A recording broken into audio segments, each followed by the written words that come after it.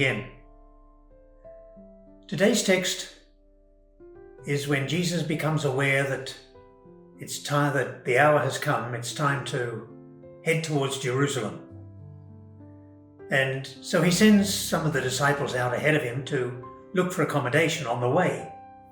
And they go into a Samaritan village and they say, no, we don't want Jews and we don't want Jews heading to Jerusalem. So they move on to another village. But what I want to share this morning really was just the two lines at the beginning of this text. First one is, the time was near when Jesus must return to the Father, be taken up to heaven. And the second is, Jesus set his face resolutely towards Jerusalem. And the first one, Jesus became aware that the hour had come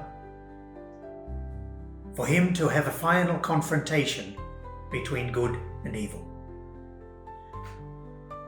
And so Jesus obviously was reading the signs of the times. He was discerning the movements of the Spirit in his world. And his was what Jesus had always asked us to be: attentive, alert, awake.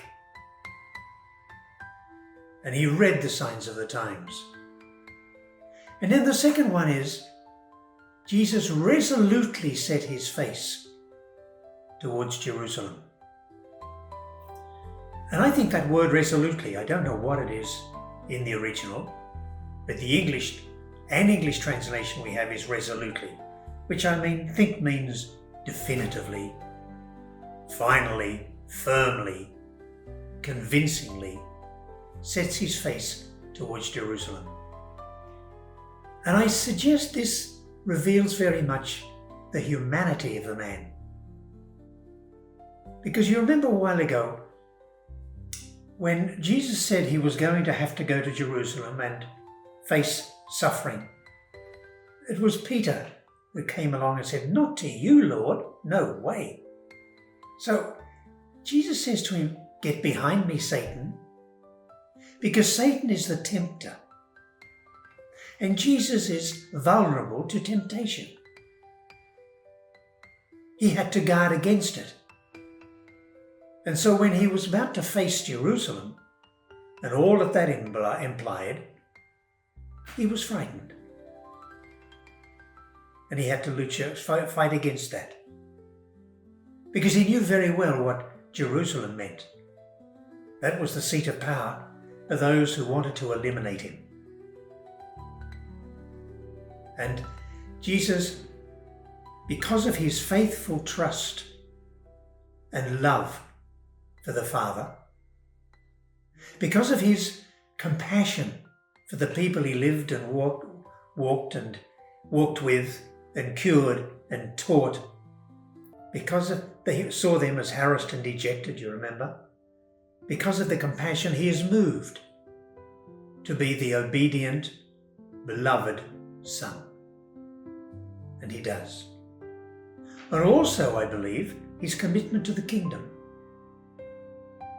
That the resolution of this confrontation would launch even more clearly the presence and life of the kingdom amongst us. And finally, of course, he wanted to give hope. Hope to his people, hope to his disciples, and hope to the world. And so we have Jesus awake and listening. We have Jesus strongly taking this commitment. And I was thinking very much of some of the Columbans in earlier times in China, in front of the bandits, in front of the communists, deciding or opting to stay with their people, setting their face to remain in the villages or towns where they were, to accompany, give hope, give life to their people, regardless of the consequences which they suspected would come. And as we know, many of them were killed. And likewise in Korea. When the North Koreans invaded the South, quite a few Colombans opted to stay with their people, even though they knew that the probable implications of that would be death. And then also in the Philippines, when the Japanese invaded the Philippines, quite a few Colombans opted to stay in the villages where they were with their people, in spite of conscious of the possible outcome of that. And I was likewise thinking of today. How many people do the same sort of thing? I think of so many wives who tolerate domestic violence, who know quite well when the husband drinks, the likely outcome, but for love of the kids and for a belief that they can actually help their husband, stay there. Do not run away. Or the other one would be husbands who put up with lousy conditions or unfavourable conditions or unpleasant conditions of work to continue to support their families. And then even around here, how many people take the risk of putting themselves at risk for a greater good? And I want to celebrate that today as we look at Jesus, who did exactly the same thing. He knew very well Jerusalem. He had fled there a couple of times before for safety, gone across the Jordan because they were out to get him. But now he knew the hour had come and he went to face the music because of his trust in the Father and love of all people. Okay, let's celebrate that today.